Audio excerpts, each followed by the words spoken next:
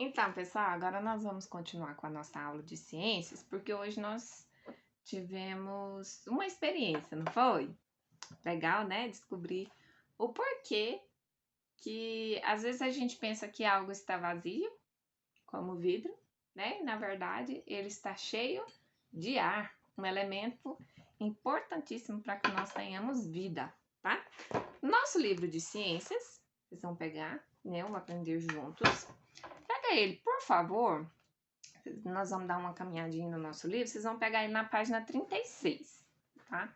Vou dar spoiler para vocês não, porque vocês vão fazer para mim as atividades da página 36 a partir dessa experiência que tá aí, né? De você colocar um papelzinho amassado no fundo de um copo, pegar uma bacia com água, tá? E mergulhar o copo sem inclinar, tá? E você vai retirar o copinho, né, para ver o que acontece. Tem algumas perguntinhas, tá bom? Aí para vocês, observe o último quadrinho, o que existe dentro do copo além do papel, né? O que você acha que aconteceu com o papel, como você explica isso, o que teria acontecido com o papel se o menino tivesse inclinado o copo, troque ideias com seus colegas. Se o copo tivesse um furo na lateral, o resultado seria o mesmo, por quê? E a gente tem aí algumas ideias, né, sobre o que pode acontecer, mas nada como a gente fazer isso na prática, tá? Então, não só vocês vão olhar essa experiência aqui no papel, como vocês também podem fazer essa experiência em casa, que a gente aprende ciência muito melhor assim, né? O que eu preciso trabalhar com vocês hoje? O que é o ar? Aonde o ar está? Né? Qual é a importância do ar para a nossa vida? Olha só o que o nosso livro, na página 37, ele traz pra gente.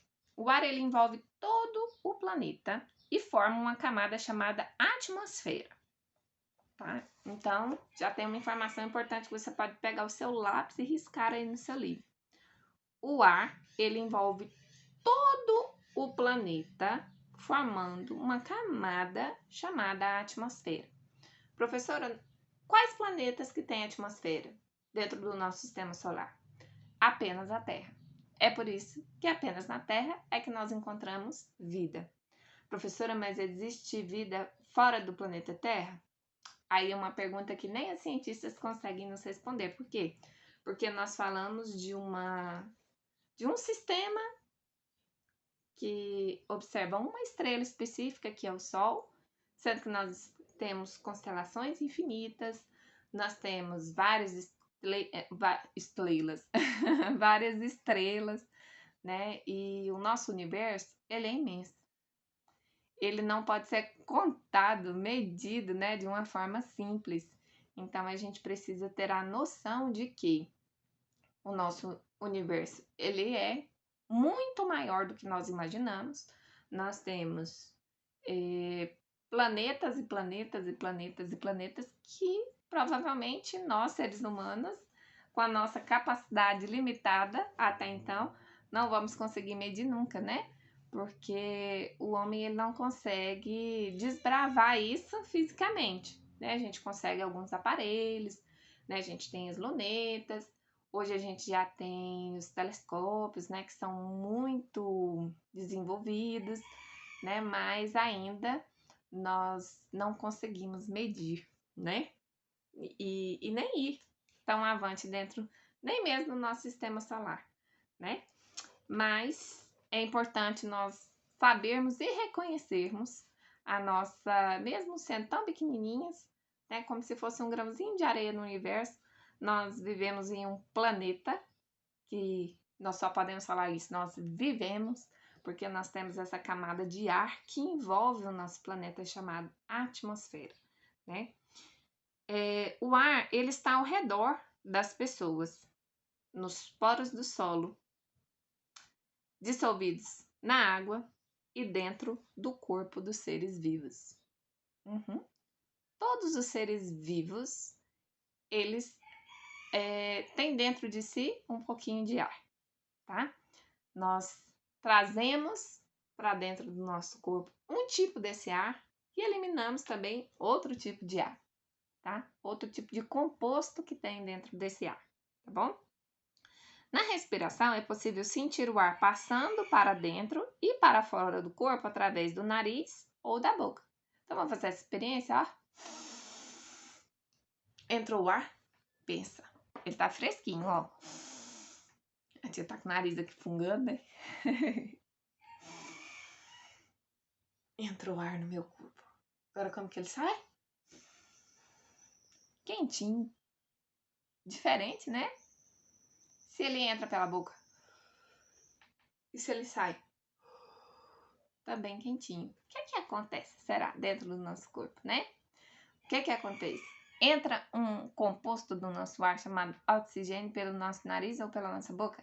Melhor que seja pelo nariz, porque a gente tem os pelinhos no nariz que servem como filtro, tá? Ele entra fresco, né? Ele entra assim, a gente fala assim, que é ar puro, né? Mas também ele sai quentinho.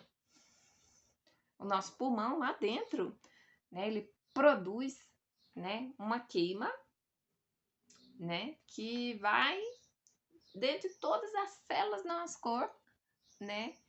E dentro do nosso pulmão, ele faz um processo de troca de gases, né? Que a gente absorve o oxigênio que está dentro da natureza, né? No nosso espaço, e elimina para a natureza o gás carbônico, né? Depois que ele foi queimado. O mesmo processo que acontece com a vela, tá? Então, ele pega o oxigênio, queima e transforma aquele oxigênio que está queimado em gás carbônico. Então, dentro do nosso organismo também acontece uma queima, tá? Mesmo que a gente não entre em chamas, né? Não pegue fogo literalmente, tá bom?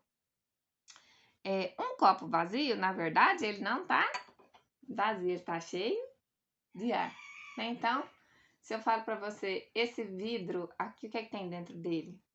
Não tem nada? Não, aqui dentro tem algo muito precioso. Aqui dentro desse potinho aqui, ó, tem muito ar, tá bom?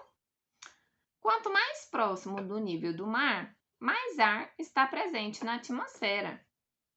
Quanto maior a altitude, é a altura, menos ar está presente na atmosfera. Isso é, ele está mais rarefeito, né?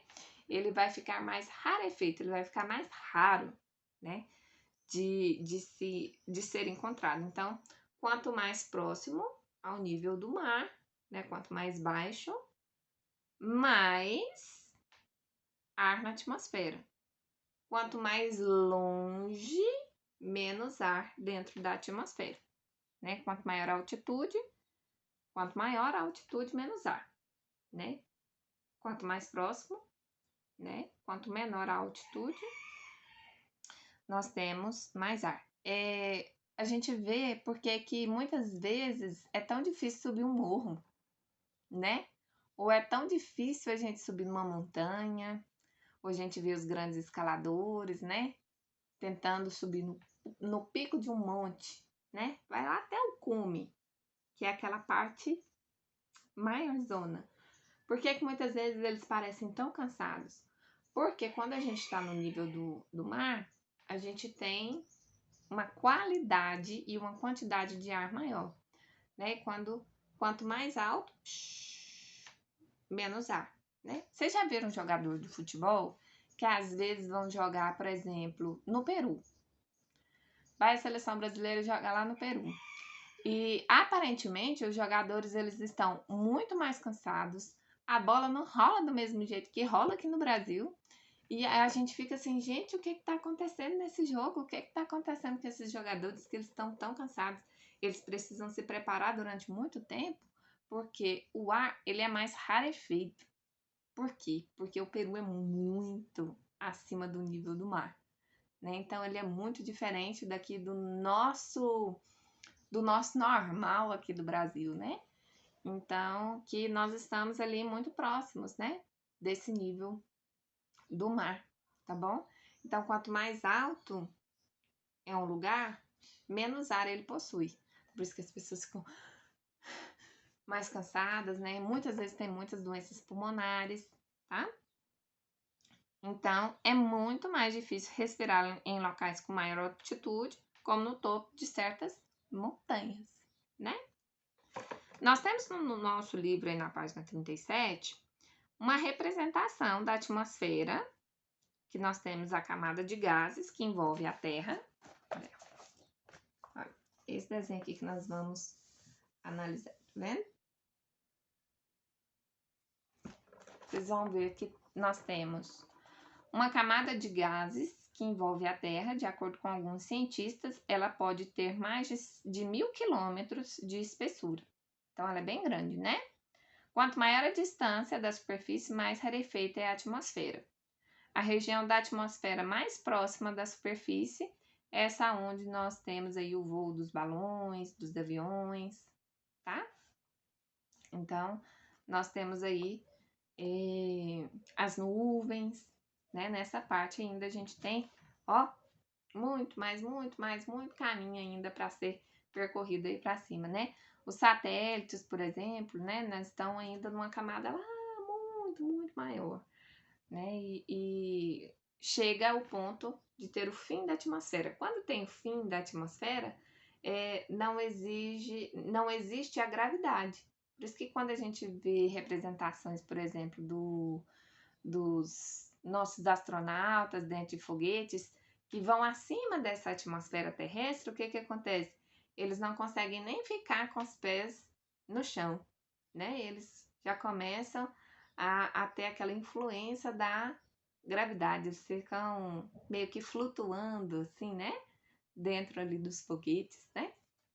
Então, qual que é a composição do ar? Então, se a gente falou que existe o ar, que a gente não consegue ver, que ele está em toda a atmosfera, que esse aqui não é um pote vazio, que ele está cheio de ar, mas o que tem dentro desse ar? O ar ele é formado por uma mistura de gás nitrogênio, de gás oxigênio e de gás carbônico, tá? Então, são 3 elementos. E se vocês observarem, o ar ele tem muito mais nitrogênio do que oxigênio e gás carbônico. Então, vamos ver aí, é como se fosse uma fraçãozinha desses elementos. Olha só, pensa aí, esses quadradinhos que nós temos, todos esses quadradinhos que estão pintados de verde, eles representam a quantidade de gás nitrogênio que nós temos dentro do ar. O gás nitrogênio é o que está presente em maior concentração no ar. Em 100 litros de ar, 78 litros são de gás nitrogênio. É como se fosse 78% de nitrogênio, tá? O gás oxigênio ele é indispensável para a respiração da maioria dos seres vivos, entre eles as plantas e os animais. Em 100 litros de ar, 21 litros são de gás oxigênio. Ou seja, 21% apenas, né? Então, se a gente for ver aqui, ó, nós temos tudo isso aqui de nitrogênio, tudo isso aqui de oxigênio, e olha o gás carbônico, que pouquinho, que é esse que tá de amarelinho. Os outros gases que compõem o ar correspondem juntos a apenas 1 litro em 100 litros de ar. Entre esses gases, nós temos esse gás carbônico, que ele é o responsável pela combustão, né? Para que haja, ele queima, né? Quando o ar queima, é a transformação desse gás carbônico, né? Então, a gente vê aí dentro da nossa natureza, dentro da nossa atmosfera, dentro do nosso planeta Terra, nós temos essa camada de ar que envolve, em que nós temos muito mais nitrogênio do que nós temos o oxigênio e do que nós temos o gás carbônico, tá bom? Nas próximas aulas a gente vai estar falando um pouquinho mais sobre isso. Eu agradeço a presença de todos vocês e a atividade que a gente tem para hoje é fazer essa experiência aí do copo com o papelzinho amassado dentro da bacia com água, tá bom?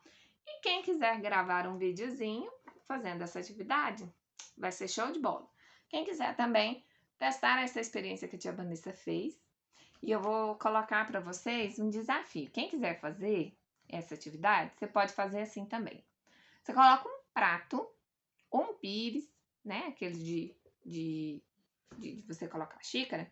Coloca um prato ou um pires com água, tá? Enche ele de água. Antes de você encher ele de água, você pode colar a velinha, colocar ela lá no centro do prato, depois você enche de água, coloca fogo na velinha e coloca o vidro por cima, tá? Assim não. Vem com ele por cima e põe. Depois vocês me contam o que aconteceu. É super interessante, tá bom? Tentem fazer na casa de vocês, observem. E vocês vão ver o quanto é legal essa experiência, tá bom? Beijinho, até mais.